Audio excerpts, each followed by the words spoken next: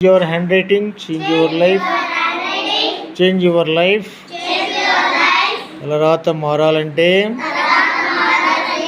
చేతి వ్రాత మారాలి.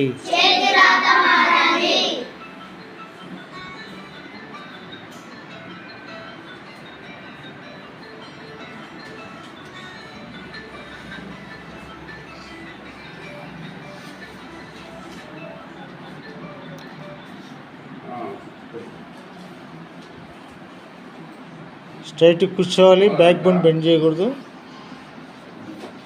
నెక్ మాత్రం ముందు తీసుకో, బ్యాక్ బోన్ బెండ్ చేయకూడదు. స్ట్రైట్గా కూర్చోవాలి, నీరజ మాదిరి కూర్చోవాలి స్ట్రైట్గా. బ్యాక్ బోన్ వెన్నుపూస నిటారుగా ఉండాలి. తెలుగు అక్షరాలు గుండ్రంగా ఉండాలి, సమానంగా ఉండాలి. దేశ భాషలందు తెలుగు లెస్స. తెలుగు లెస్స. తేనె కన్న తీయనిది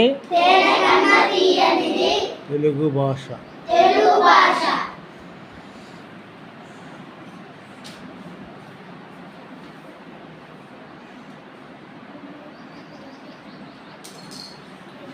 తెలుగదేలయన్న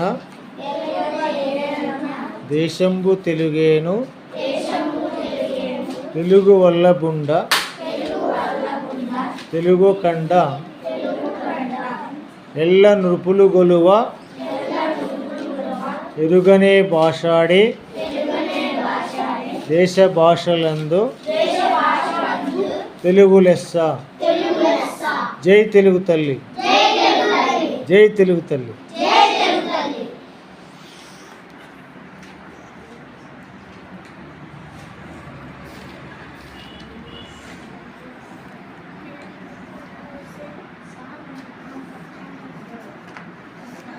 తెలుగు అక్షరాలు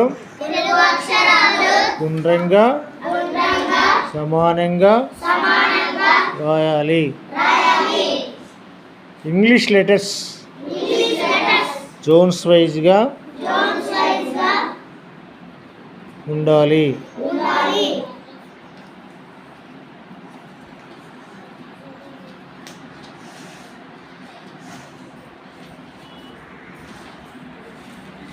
చూడండి పిల్లలు, మీరు రాసేటప్పుడు ఎప్పుడైనా సరే పెన్సిల్ కరెక్ట్గా చూపుడు వేలు బొట్టన వెళ్తేనే పట్టుకోండి. మధ్య వేలు మీద బేస్ అయితే చూసుకోండి. బెంచ్ మీద కూర్చున్నప్పుడు రెండు కాళ్ళు నేల మీద ఉంచి స్ట్రైట్ కూర్చొని నెక్ మాత్రం ముందు తీసుకొని రాయాలి. ఎవరు కూడా కాళ్ళు ఫోల్డ్ చేసి బెంచ్ మీద ఫోల్డ్ చేసి కూర్చోకూడదు. పేపర్ మీద రాసేటప్పుడు అచ్చుపడకూడదు.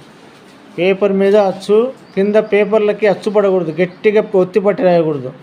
నార్మల్గా పట్టుకొని రాయండి. అలా మీరు డైలీ క్లాసుల్లో కానీ ఎగ్జామ్లో కానీ ఇలానే నోట్స్లో ఇలానే జోన్స్ వైజ్గా తెలుగు కానీ ఇంగ్లీష్ కానీ జోన్స్ వైజ్గా ఉంటూ ఫాలో అవుతూ రాయండి. Change your hand writing, change your life, change your attitude, change your life. తలరాత మారాలంటే చేతి వ్రాత మారాలి. సరే చూడండి, మీరు డైలీ ఒక రెగ్యులర్గా అన్నీ ఒకే రోజు రాయొద్దు. రోజుకు ఒక పేజీ మాత్రం నిదానంగా స్లోగా ఇంటి దగ్గర కూర్చొని మార్నింగ్ డైలీ ప్రాక్టీస్ చేయండి, బాగా వస్తుంది. క్లాసుల్లో వచ్చి క్లాస్ నోట్స్లోనే రాయండి, ఇది రాయొద్దు. ఇది మాత్రం డైలీ ఇంటి దగ్గరనే ప్రాక్టీస్ చేయాలి. డైలీ ప్రాక్టీస్ చేయాలి. ఒకరోజు మానేసినా కూడా మీకు రాదు. అది డైలీ ప్రాక్టీస్ చేస్తూ నేను చెప్పినట్టుగా రాయండి. మీ యొక్క చేతి రాతలో మార్పు వస్తుంది. మీకు మంచి మార్కులు వస్తాయి. మీకు మంచి మంచి గిఫ్ట్లు కూడా వస్తాయిరా.